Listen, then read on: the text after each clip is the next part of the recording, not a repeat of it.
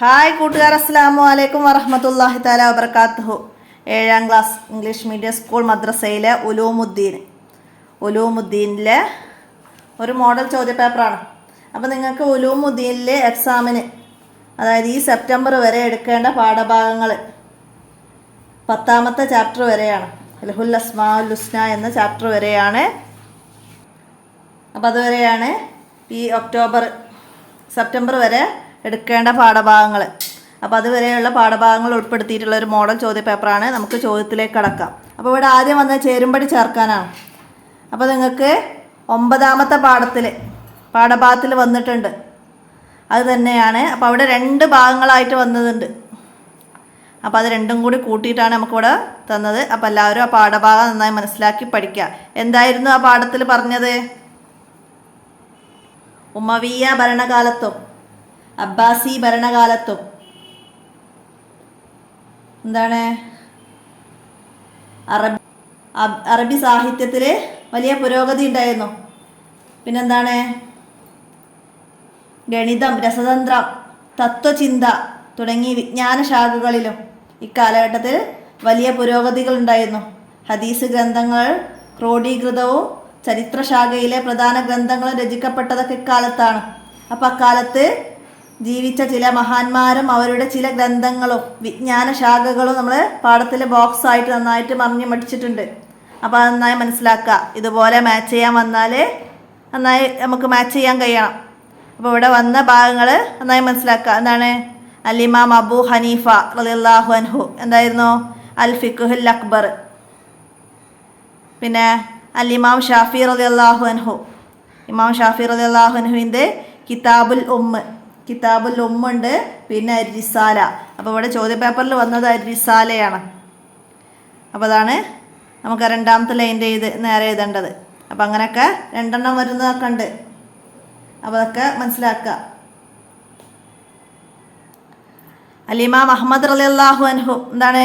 അൽ മുസ്നദ്. അൽ-ഇമാം മാലിക് റളിയല്ലാഹു അൻഹുവിൻ്റെ ഗ്രന്ഥമാണ് അൽ മുവത്ത. പിന്നെന്താണ്? അക്കീദയിൽ പറയുന്നുണ്ട് അവിടെ. എന്താണ്? ഫിഖ്ഹ്, അൽ ഹദീസ്, വിജ്ഞാനശാഖ. അപ്പോൾ അതൊക്കെ മനസ്സിലാക്കുക.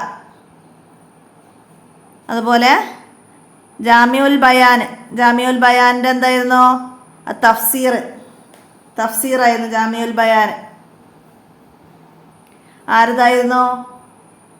അൽ-ഇമാം തൊബരി റളിയല്ലാഹു അൻഹുവിൻ്റെതായിരുന്നു. അപ്പോൾ അതുപോലെ വിഷയവും ഗ്രന്ഥവും ഒക്കെ തരാം.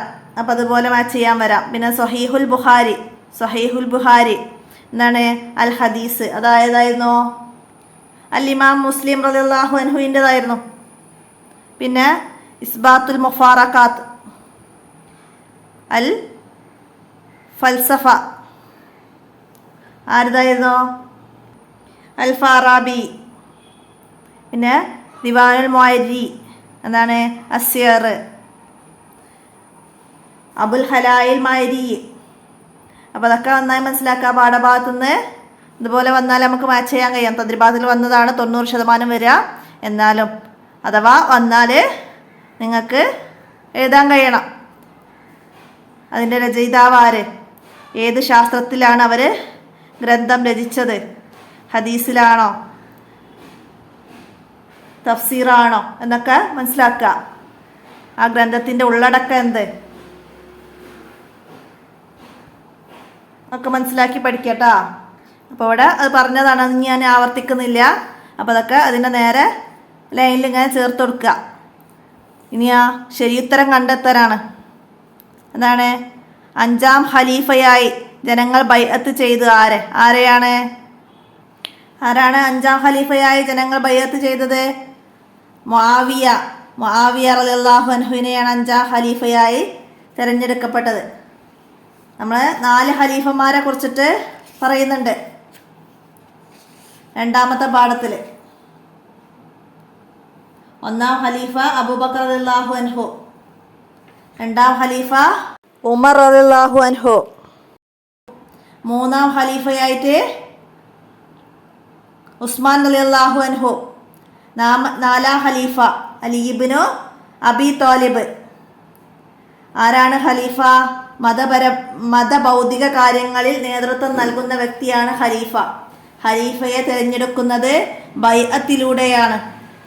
അബൂബക്കർ റളിയല്ലാഹു അൻഹു മുതൽ അലി റളിയല്ലാഹു അൻഹു വരെയുള്ള നാല് ഖലീഫമാരും നബി സല്ലല്ലാഹു അലൈഹി വസല്ലമയുടെ ചര്യയിൽ നിന്ന് അണു അളവ് വ്യതിചലിക്കാതെ നീതിനിഷ്ഠമായ ഭരണം നടത്തി. അതിനാൽ അൽ ഖുലഫാഉർ റാഷിദ്, സജ്ജരിതരായ ഖലീഫമാർ എന്ന പേരിൽ അവർ അറിയപ്പെട്ടു.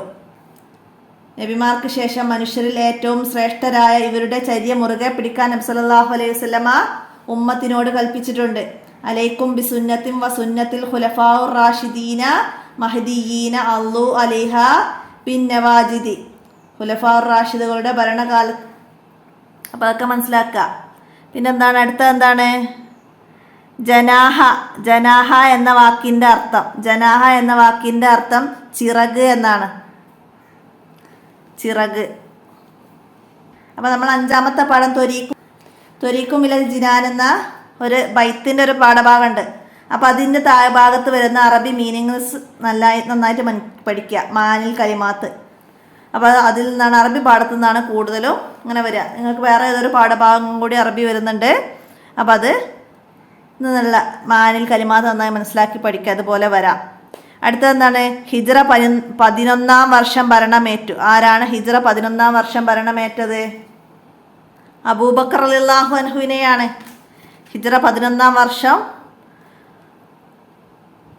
രാഷ്ട്രത്തിൻ്റെ ഖലീഫയായി തിരഞ്ഞെടുത്തത്. ആരാണ് തിരഞ്ഞെടുത്തത്? മുഹാജിറുകളും അൻസാറുകളും ഒരുമിച്ച് കൂടി അബൂബക്കർ റളിയല്ലാഹു അൻഹുവിനെ ഖലീഫയായി തിരഞ്ഞെടുത്തു. അപ്പോൾ ഹിജ്റ 11 വർഷം നബി സല്ലല്ലാഹു അലൈഹി വസല്ലമയുടെ വഫാത്തിനെ തുടർന്ന് അബൂബക്കർ റളിയല്ലാഹു അൻഹു. അപ്പോൾ അത് പാഠം നന്നായി മനസ്സിലാക്കുക. എന്താണ്? വിശുദ്ധ ഖുർആനും നബിചര്യയുമായിരുന്നു ആ രാഷ്ട്രത്തിൻ്റെ ഭരണഘടന. നബി സല്ലല്ലാഹു അലൈഹി വസല്ലമ ഭരണാധിപനും സത്യം, നീതി, സഹകരണം, സഹിഷ്ണുത തുടങ്ങി ഉന്നത മൂല്യങ്ങൾ പാലിച്ച് രാഷ്ട്രം മുന്നോട്ടു പോയി. പിന്നെ അബൂബക്കർ റളിയല്ലാഹു അൻഹുവിൻ്റെ വഫാത്തിനെ തുടർന്ന് 13 വർഷം രണ്ടാം ഖലീഫയായി ഉമർ ഇബ്നുൽ ഖത്താബ് റളിയല്ലാഹു അൻഹു അധികാരമേറ്റു. കിസ്ര കൈസർ ഭരണകൂട്ടങ്ങൾ അമർച്ച ചെയ്തു. സിറിയയും ഇറാഖും പേർഷ്യയും ഈജിപ്തുമെല്ലാം ഇസ്ലാമിക രാഷ്ട്രത്തിൻ്റെ ഭാഗമാക്കി. ബൈത്തുൽ മുഖദ്ദസ് മുസ്ലിങ്ങളുടെ അധീനതയിലായി. അതൊക്കെ ഉമർ റളിയല്ലാഹു അൻഹുവിൻ്റെ ഭരണകാലത്താണ്. ഹിജ്റ 23 വർഷം മജൂസി അബൂ ലുഅ്ലുഅയുടെ കുത്തേറ്റ് ഉമർ റളിയല്ലാഹു അൻഹു വഫാത്തായി. തുടർന്ന് ഉസ്മാൻ റളിയല്ലാഹു അൻഹയെ ഹിജ്റ 23 വർഷം ഖലീഫയായി തെരഞ്ഞെടുത്തു. ഉസ്മാൻ റളിയല്ലാഹു അൻഹു നാവിക സൈന്യം രൂപീകരിച്ചു. സസാനി ഭരണകൂടത്തിൻ്റെ ശക്തി ക്ഷയിച്ചതും അദ്ദേഹത്തിൻ്റെ കാലഘട്ടത്തായിരുന്നു. 3ാം ഖലീഫയുടെ ഭരണകാലം രാജ്യത്ത് ചില അനിഷ്ട സംഭവങ്ങളുണ്ടായി. ജൂതനായ അബ്ദുല്ലാഹ് ഇബ്നു സബയിൻ്റെ കുതന്ത്രമായിരുന്നു ഇതിന് പിന്നിൽ. അയാളുടെ അബദ്ധാശയങ്ങൾക്കിരയായ പ്രക്ഷോഭകാരികൾ മദീനയിലേക്ക് വരികയും പ്രശ്നങ്ങൾ സൃഷ്ടിക്കുകയും ചെയ്തു. അത് ഉസ്മാൻ റളിയല്ലാഹു അൻഹുവിൻ്റെ രക്തസാക്ഷിത്വത്തിൽ കലാശിച്ചു. ഹിജ്റ 35 അലി ഇബ്നു അബി തോലിബ് റളിയല്ലാഹു അൻഹു ഭരണമേറ്റെടുത്തു. ഉസ്മാൻ റളിയല്ലാഹു അൻഹുവിൻ്റെ വധത്തെ തുടർന്നുണ്ടായ പ്രശ്നങ്ങൾ അവസാനം അലി റളിയല്ലാഹു അൻഹുവിൻ്റെയും വധത്തിൽ കലാശിച്ചു. മുസ്ലിങ്ങളിൽ നിന്നും വിഘടിച്ച് പോയ ഖവാരിജുകളിൽപ്പെട്ട അബ്ദുൽ റഹ്മാൻ ഇബ്നു മുൽജിമായിരുന്നു അലി റളിയല്ലാഹു അൻഹുവിൻ്റെ ഘാതകൻ. മനസ്സിലാക്കുക. മറ്റേത് ഉസ്മാൻ റളിയല്ലാഹു അൻഹുവിൻ്റെത് ആരായിരുന്നു? അബ്ദുല്ലാഹ് ഇബ്നു സബ എന്ന ജൂതൻ്റെ കുതന്ത്രമായിരുന്നു. അപ്പോൾ അതൊക്കെ മനസ്സിലാക്കുക. മാച്ച് ചെയ്യാനൊക്കെ വരാം. നമുക്ക് പാഠത്തിൻ്റെ തദ്ബാത്തിൽ ഇങ്ങനെ ഒരു മാച്ച് ചെയ്യാൻ വന്നിരുന്നു. ഹിജ്റ 11 വർഷം അബൂബക്കർ റളിയല്ലാഹു അൻഹു. അപ്പോൾ അതിൻ്റെ സി. ഹിജ്റ 13 വർഷം ആരായിരുന്നു? ഉമർ റളിയല്ലാഹു അൻഹു. അപ്പോൾ അതിൻ്റെ ഡി. ഹിജ്റ 23 വർഷം ഭരണമേറ്റു. ആരാണ്? ഉസ്മാൻ റളിയല്ലാഹു അൻഹു. അപ്പോൾ അതിൻ്റെ എ. ഹിജ്റ 35 വർഷം ഭരണമേറ്റു. ആരാണ്? അലി റളിയല്ലാഹു അൻഹു. അപ്പോൾ അതിൻ്റെ ബി. അപ്പോൾ ഇതൊക്കെ നന്നായി മനസ്സിലാക്കി പഠിച്ചാൽ മതി. മനസ്സിലാക്കുക. ആരാണ് ഖലീഫ? അലി റളിയല്ലാഹു അൻഹുവിൻ്റെ ഘാതകനാര്? 4 ഖലീഫമാരെ അൽ ഖുലഫാഉർ റാഷിദീൻ എന്ന് പേര് പറയാൻ കാരണം എന്താ? അതൊക്കെ നമ്മൾ പറഞ്ഞ് മനസ്സിലാക്കുക. അവരുടെ ഭരണ നേട്ടങ്ങൾ, 1-ാം ഖലീഫയുടെ ഭരണ നേട്ടങ്ങൾ, 2-ാം ഖലീഫയുടെ ഭരണ നേട്ടങ്ങൾ, 3-ാം ഖലീഫയുടെ കാലത്തുണ്ടായ അനിഷ്ട സംഭവങ്ങൾ, അലി റളിയല്ലാഹു അൻഹുവിൻ്റെ വധത്തിൽ കലാശിച്ചത് എന്താണ്, അപ്പോൾ അതൊക്കെ ഇപ്പോൾ നമ്മൾ പറഞ്ഞു. ഒക്കെ മനസ്സിലാക്കി പഠിക്കുക പാഠത്തുനിന്ന്. ഖുലഫാഉർ റാഷിദുകളെ കുറിച്ചിട്ട് 5 വരിയിൽ കുറയാതെ എഴുതാൻ വന്നാൽ ഇവരെ 4 ആളെയും പറ്റിയിട്ട് നമ്മളിപ്പോൾ പറഞ്ഞ കാര്യങ്ങളൊക്കെ എഴുതാൻ കഴിയണം, മനസ്സിലാക്കി എഴുതുക. അടുത്ത എന്താണ്? ഫാത്തിഹക്ക് മുമ്പ് സുന്നത്തുള്ള ഒരു കാര്യം. ഫാത്തിഹക്ക് മുമ്പ് സുന്നത്തുള്ളത് എന്താണ്? ഔദ് ഓതലാണ്. ഫാത്തിഹക്ക് ശേഷം സുന്നത്തുള്ള കാര്യമാണ് ആമീൻ പറയൽ. അപ്പോൾ ഫാത്തിഹക്ക് മുമ്പ് സുന്നത്തുള്ളത് ഔദ് ഓതലാണ്. ബിസ്മി ഫാത്തിഹയിലെ ഒരു ആയത്താണ്, മനസ്സിലാക്കുക. അടുത്തതാ, 2 വൃക്കകളിലായി ഡാഷ് നെഫ്രോണുകളുണ്ട്. എത്ര നെഫ്രോണുകളാണ്? അപ്പം 2 വൃക്കകളിലായി 20 ലക്ഷത്തോളം നെഫ്രോണുകളുണ്ട്. നമ്മൾ 1-ാമത്തെ പാഠത്ത് പറയുന്നുണ്ട്. എന്താണ്? നമ്മുടെ ശരീരത്തിലേക്ക് നോക്കൂ. നട്ടെല്ലിൻ്റെ ഇരുവശങ്ങളിലായി പയർ വിത്തിൻ്റെ ആകൃതിയിൽ 2 വൃക്കകൾ. അവ രണ്ടിലുമായി 20 ലക്ഷത്തോളം നെഫ്രോണുകളുണ്ട്. അവയുടെ കൃത്യമായ പ്രവർത്തനം മുഖേനയാണ് രക്തം ശുദ്ധീകരിക്കപ്പെടുന്നതും മാലിന്യം മൂത്രമായി പുറത്തേക്ക് വരുന്നതും. അപ്പോൾ അവിടെ അഫില്ലാഹി ശക്കുൻ എന്ന പാഠഭാഗം നന്നായി മനസ്സിലാക്കുക. അള്ളാഹുവിൽ സംശയമുണ്ടോ?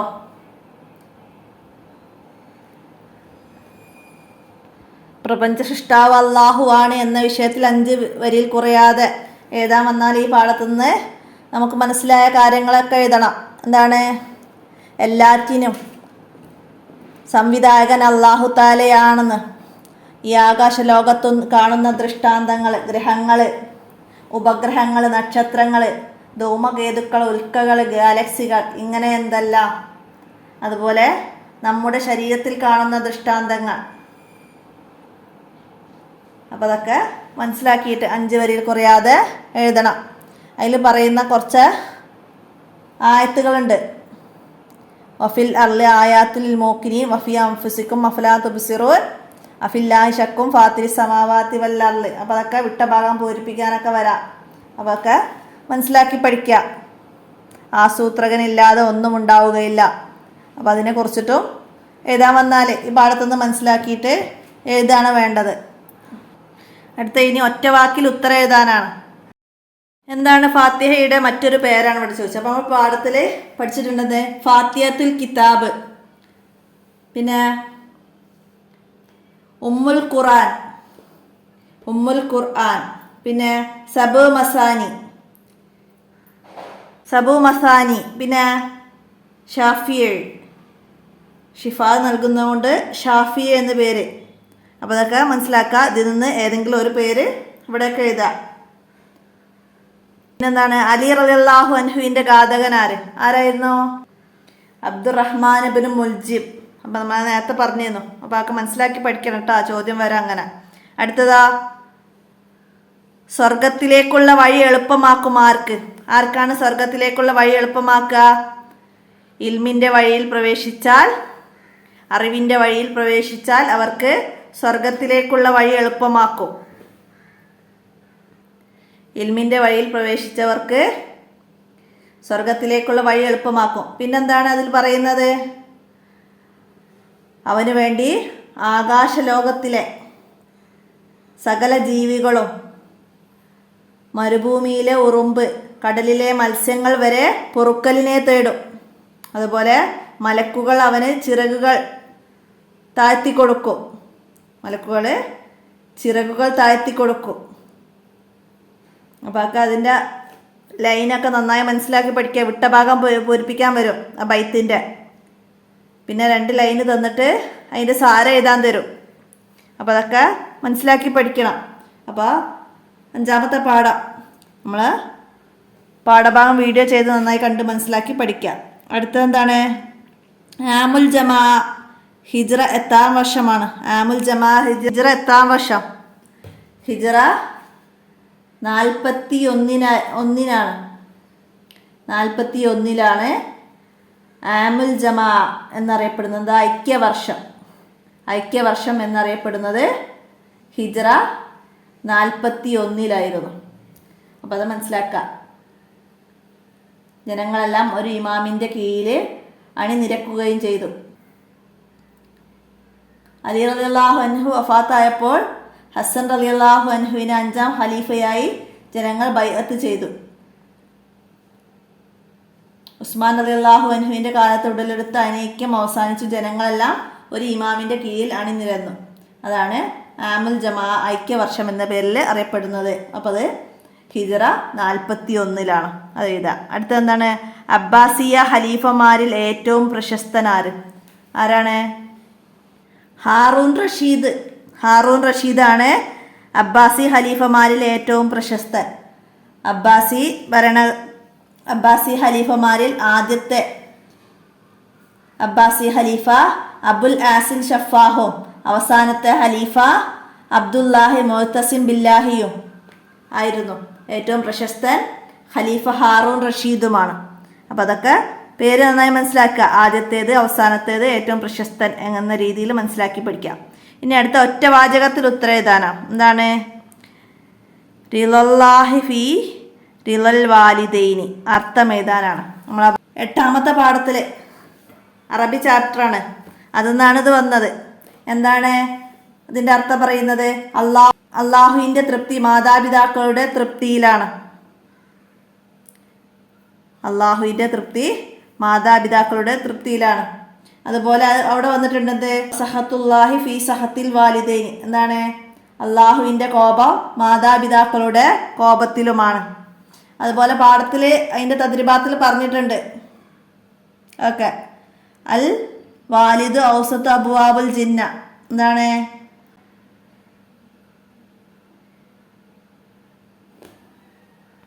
പിതാവ് സ്വർഗവാതിലുകളുടെ മധ്യമാണ്.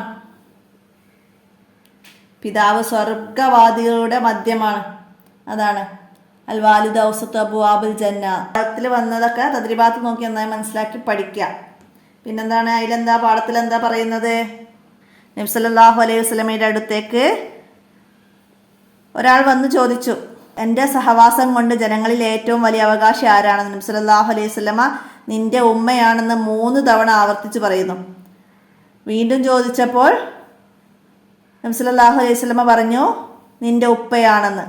മാതാപിതാക്കൾക്ക് നന്മ ചെയ്യൽ അത് കഴിയുന്ന രൂപത്തിലാവലും വഴിപ്പെടലുമാണ്.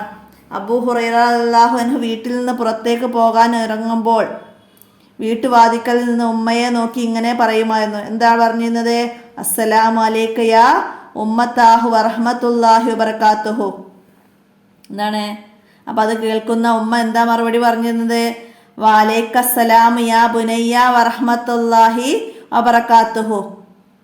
ശേഷം മഹാനവറുകൾ ഉമ്മയോട് പറയും, ഉമ്മ, എന്നെ ചെറുപ്പത്തിൽ അങ്ങ് വളർത്തിയതുപോലെ അള്ളാഹു അങ്ങേക്ക് റഹ്മത്ത് ചെയ്യട്ടെ. അതിൻ്റെ അർത്ഥം പറയുന്ന അതാണ്.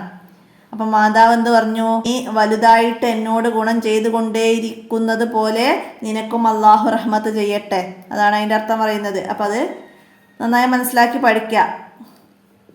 അബൂ ഹുറൈറ വീട്ടിൽ നിന്ന് പുറത്തേക്ക് പറയുമ്പോൾ ഉമ്മയോട് എന്താണ് പറയുന്നത്? ഉമ്മ എന്താണ് പറയുന്നതൊക്കെ ചോദ്യം വന്നാൽ നമുക്ക് എഴുതാൻ കഴിയണം. യഹിയൽ ബൽക്കമിയ റളിയല്ലാഹു അൻഹുവിന്റെ മകൻ ആരായിരുന്നു? ഫളൽ ഇബ്നു യഹിയ.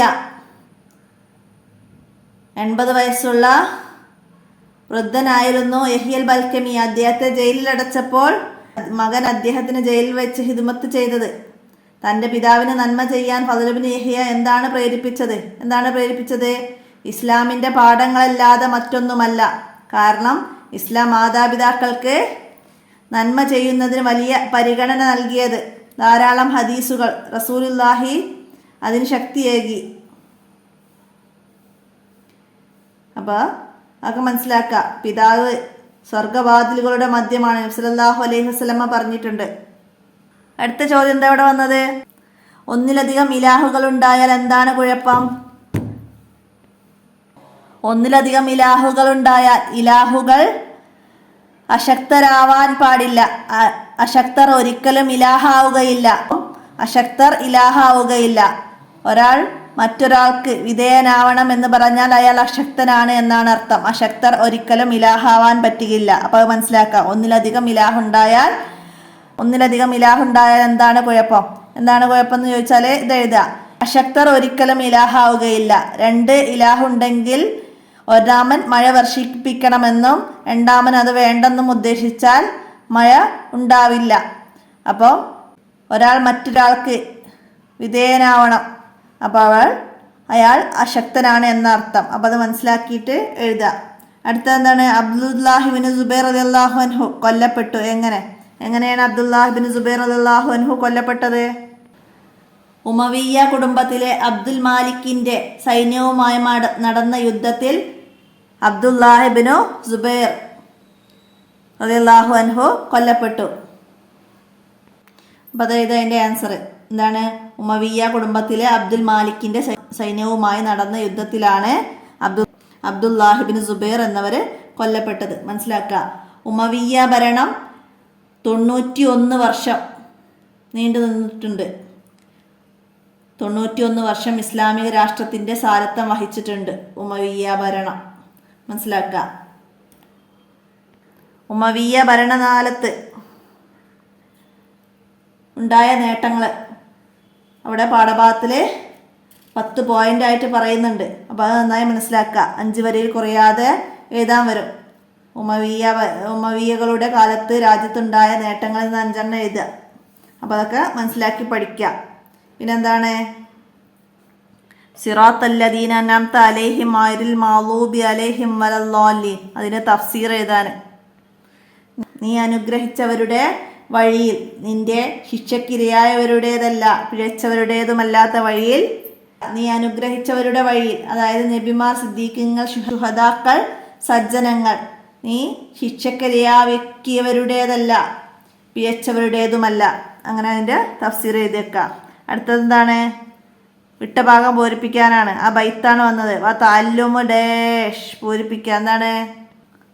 ബൈത്തത്തെ അവസാനത്തെ ലൈനുകളാണ്. അപ്പോൾ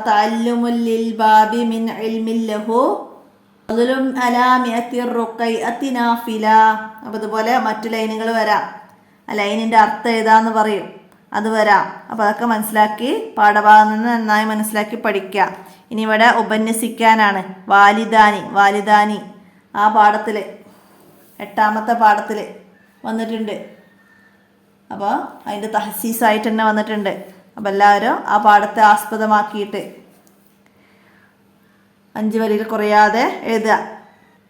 വാലിദാനി എന്ന് പറഞ്ഞാൽ മാതാപിതാക്കൾ, അതിനെക്കുറിച്ചിട്ടാണ് എഴുതേണ്ടത്. നമ്മളെ 8ാമത്തെ പാഠത്തിൽ ആസ്പദമാക്കിയിട്ട് എന്ത് എഴുതാം? നമുക്ക് മാതാപിതാക്കൾക്ക് നന്മ ചെയ്യൽ, അത് കഴിയുന്ന രൂപത്തിൽ അവർക്ക് വഴിപ്പെടലാണ്. മഹാനായ അബൂ ഹുറൈറ റളിയല്ലാഹു അൻഹു വീട്ടിൽ നിന്ന് പുറത്തേക്ക് ഇറങ്ങുമ്പോൾ ഉമ്മയെ നോക്കി അസ്സലാമു അലൈക്കും യാ ഉമ്മത്താഹു വറഹ്മത്തുള്ളാഹി വബറകാതുഹു എന്ന് പറയുമായിരുന്നു. അത് കേട്ട ഉമ്മ വഅലൈക്കും അസ്സലാം യാ ബുനയ്യ വറഹ്മത്തുള്ളാഹി വബറകാതുഹു എന്ന് പറയുമായിരുന്നു. വീട്ടിൽ തിരിച്ചെത്തുന്ന സമയത്തും മഹാനവറുകൾ ഇപ്രകാരം ചെയ്യാറുണ്ടായിരുന്നു. ഉമ്മ അന്ധയായ സമയത്ത് ടോയ്ലറ്റിലേക്ക് ചുമന്നു കൊണ്ടുപോവുകയും അവിടെ ഇറക്കുകയും ചെയ്യുമായിരുന്നു. നബി സല്ലല്ലാഹു അലൈഹി വസല്ലമ പറഞ്ഞു, പിതാവ് സ്വർഗവാതിലുകളുടെ മധ്യമാണ്. നബി സല്ലല്ലാഹു അലൈഹി വസല്ലമ പറഞ്ഞു, അള്ളാഹുവിൻ്റെ തൃപ്തി മാതാപിതാക്കളുടെ തൃപ്തിയിലും അള്ളാഹുവിൻ്റെ കോപം മാതാപിതാക്കളുടെ കോപത്തിലുമാണ്.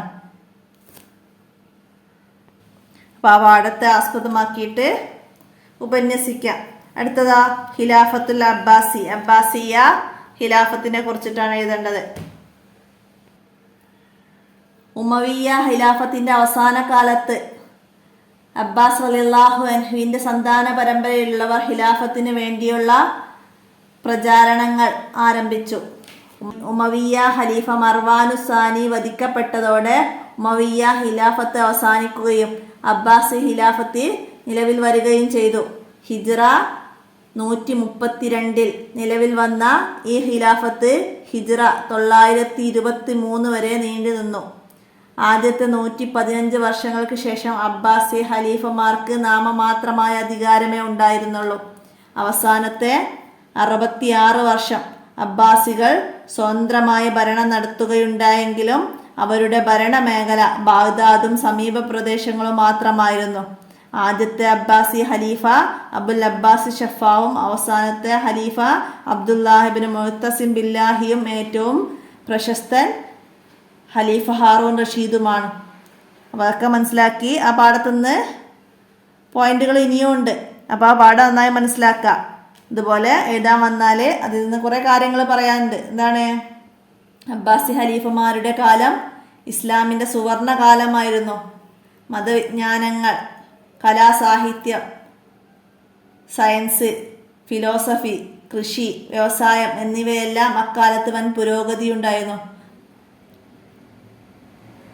അബ്ബാസി യുഗം വിജ്ഞാനത്തിൻ്റെയും ശാസ്ത്രത്തിൻ്റെയും യുഗമായിരുന്നു എന്ന് പറയുന്നു.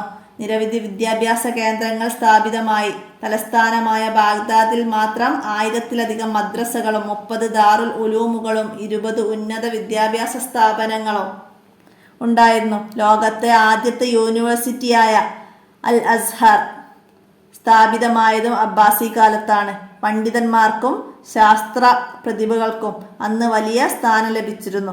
അപ്പോൾ അതൊക്കെ മനസ്സിലാക്കുക. ആദ്യത്തെ യൂണിവേഴ്സിറ്റി അൽ അസ്ഹർ, അതൊക്കെ അബ്ബാസി ഭരണകാലത്ത് സ്ഥാപിതമായതാണ്.